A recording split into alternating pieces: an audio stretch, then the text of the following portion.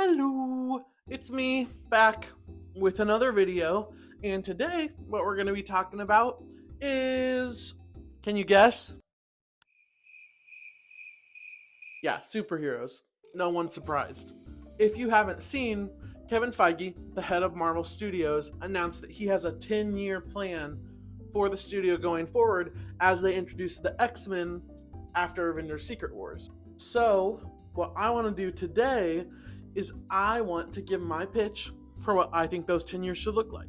I'm going to split this into two videos because it's proved to be a lot of thinking and I want it to be quality. Now, I will say, I might be filming this intro after I film the video, and did I just ramble? Well, maybe a smidge, but it's still good. And who, as a superhero fan, doesn't love to ramble a little bit about them? You know what I mean? I've got a lot of thoughts, and I wanted to write them down. Okay, it's gonna be fun. I hope you like my ideas.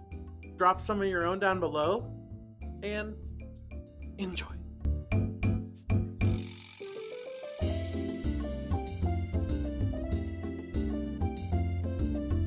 Let's get right into these pitches. So basically, the vibes are going to be me giving you a release date, title, and a synopsis for these movies. Then I'll talk briefly about what I actually want to see in them beyond the synopsis. Sorry if it's a little cringe, because what's a movie synopsis if not a little millennial, you know what I mean? I'm unsure because they moved back the Avengers movies exactly if these dates are right. I'm just gonna kind of give you my general ideas about dates regardless of how they push movies back. We're just gonna dive right in with movie 1 in May of 2028, Black Panther Rebirth. T'Challa and Shuri make an electric discovery as they seek to bring Wakanda into a new age of advancement.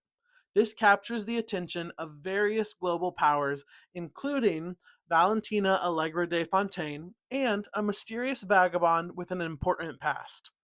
As earth shaking forces converge on Wakanda, T'Challa, Shuri, Namor, and all their people must rally together any allies they can find to ensure the safety of their homes and the entire world. Right, right. Oh, you didn't realize we're dealing with a creative writing major.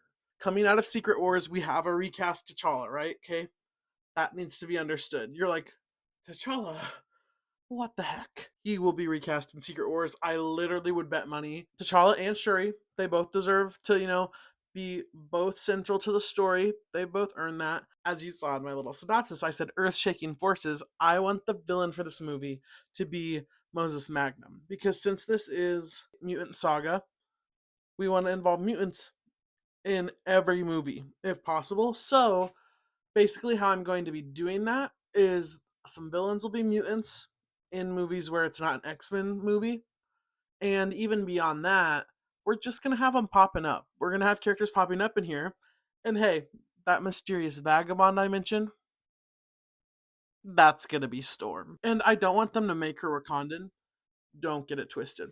But there are tons of comics where she interacts with the Wakandans and she has a relationship with T'Challa. I would love to see that adapted here. And it's a great way to introduce the X-Men, who will be coming up shortly, because quite frankly, I think it would be better and more beneficial to the saga if we didn't jump straight into an X-Men movie.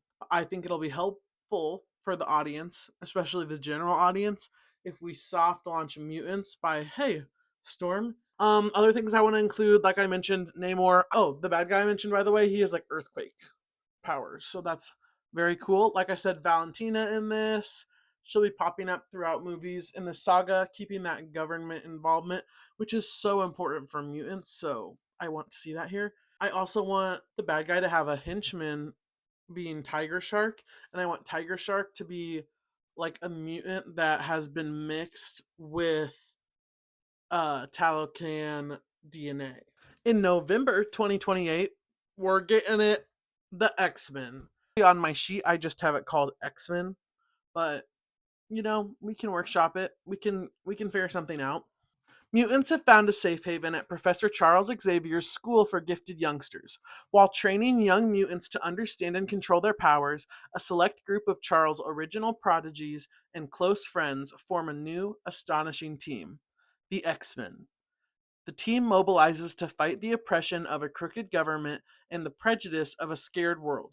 But below the surface, something sinister has been pulling the strings, putting mutant kind on a path that will bring nothing but destruction. So, as you might be able to tell, Mr. Sinister, yeah, I want him to be the bad guy.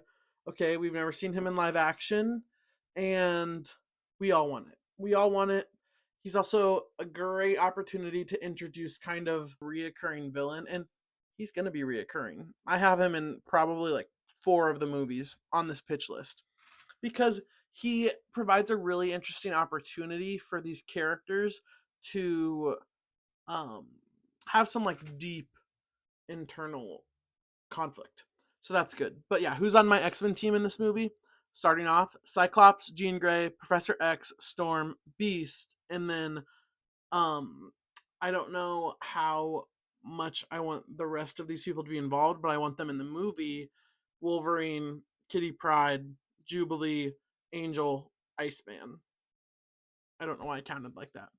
And I also want some cameos. Okay, I want Magneto and Mystique to appear somewhere in this movie, whether that's a post-credit scene or properly, don't care. And then post-credit scene, which will set up the second X-Men movie, is Emma Frost and the Hellfire Club. But it just is the post-credit scene is just centered around Emma Frost. Next, May 2029, Shang-Chi and the Map to Diu. After uncovering his sister's involvement in their late father's criminal empire, Shang-Chi and Katie go to China only to find Xialing has made a terrible choice in her search for power. Shang-Chi attempts to follow his sister on the dangerous trek through the underworld alone, but Katie and Xialing's apprentice, Lin Li, follow hot on his trail. The four embark on a journey that forces them to confront the darkest parts of themselves and an ancient evil that wants nothing more than to trap them there forever. I don't have that much for this. As you can hear, my whole pitch was basically in the synopsis, but I want it to be a very contained story focusing on these 4 characters. I want it to introduce Lin Li. Obviously, I'm changing his origin from the comics, but I think it'd be really cool if he was Xialing's apprentice. Also, would love either Katie or Xialing to, by the end of this, to give Shang-Chi some more development. October 2029. Blade After Midnight. When an unexpected message from a desperate supernatural pair reaches Eric Brooks, he sees an opportunity. Caught between 2 identities, human and vampire, he responds to the call, keeping his cards close to his chest.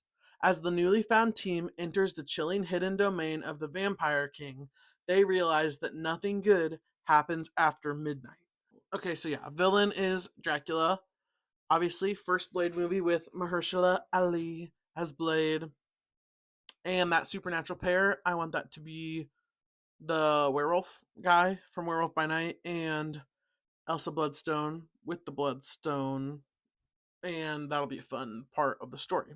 May 2030. Thor Heavenbound. For centuries, the realms have existed in contemptuous balance with each other. When an angel from the long forgotten 10th realm, Heaven, seeks out Thor for help, his understanding of his entire existence collapses.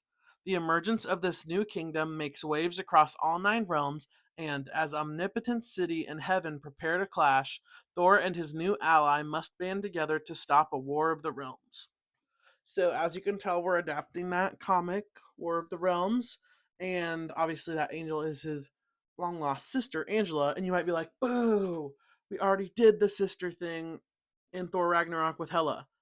I know, I want to build off of that because Angela's like the good side. You know what I mean? Like, Hela was the bad one. Angela can be a parallel. Like, it doesn't have to be repetitive, it can actually be intentional and open up space for some great commentary.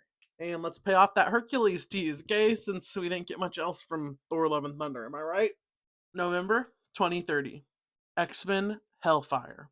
Now thrust into the center of the public consciousness, the X-Men must continue their operations with a delicate hand.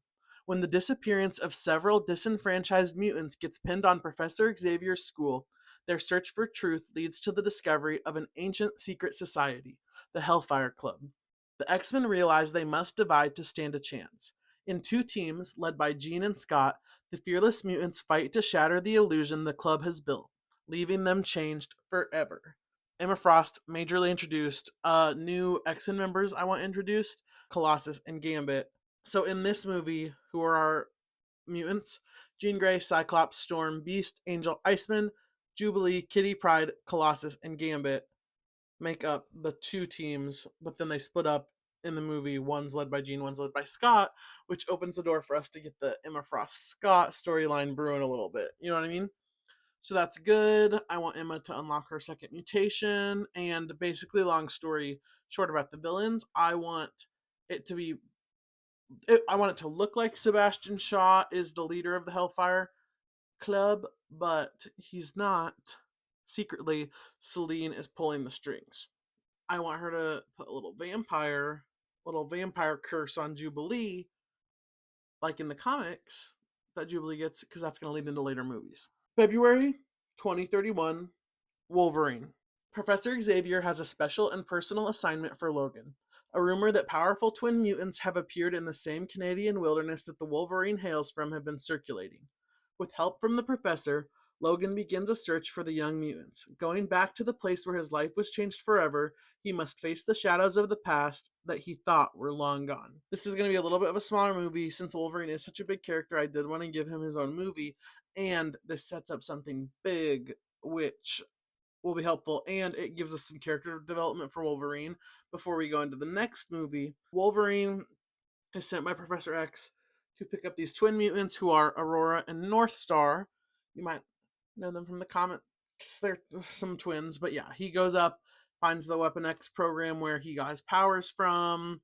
At the same time that Professor X has sent him on this mission, Sabretooth is sent by Magneto to look into this issue as well. It's giving us character development for Wolverine before our next movie, where he's gonna, if not be a key player, he's gonna have at least some big moments. And it also is going to introduce us to Polaris, who is going to be being held in the Weapon X facility, and that's why Magneto sent Sabretooth up there, because he's familiar with it and he wants to get his daughter back. And Professor X obviously is sticking around close and not just giving Logan the mission and leaving, because he wants to get Polaris before Magneto gets to her. Finally, for part one, in May 2031, I want World War Hulk, or we could call this Avengers Gamma Wars. After Bruce Banner returns from a mysterious absence with something off about him, Doctor Strange and Thor assemble a small, skilled team to look into the issue. When Bruce uncovers their investigation, the anger within him can no longer be contained, and a new, deadlier Hulk emerges. As the threat level rises, heroes from across the world band together to hold off the unstoppable monster. But everything is not as it seems. While the Avengers, Fantastic Four, and X-Men try to contain Bruce, Strange and Thor's team searches for answers below the surface and suffer consequences that will last forever. We're adapting the World War Hulk story from the comics, where Hulk gets a little angry. He comes back angry at the Avengers and like Doctor Strange's Illuminati is what they call it in the comics. I want to adapt that here. So Doctor Strange's team that I mentioned in the synopsis, I want it to be Doctor Strange, Thor, Wolverine, Emma Frost, and I'm kind of split on who else, but I'm fine with anyone. Honestly, I think that it could be fun to have like Black Panther, probably so T'Challa and Shuri. Let's make it a well-rounded team. I do want there to be some major consequences in this one, specifically Thor, guys. I think this is where Thor is going to say goodbye. Obviously, it's going to be huge. It's going to be like Iron Man in Endgame. I want him to die sacrificing himself to take down Bruce, who there's going to be some stuff going on under the surface where they think that Bruce has just like gone crazy and turned into a monster, but he's actually getting maybe supercharged by something. It might be called Gamma Wars for a reason, okay? Not take Thor out, and by the end of the movie, I also want Hulk to be gone. Bruce will just be Bruce Banner by the end, if not dead. I'm not making the movie. Marvel Studios, you can make that choice.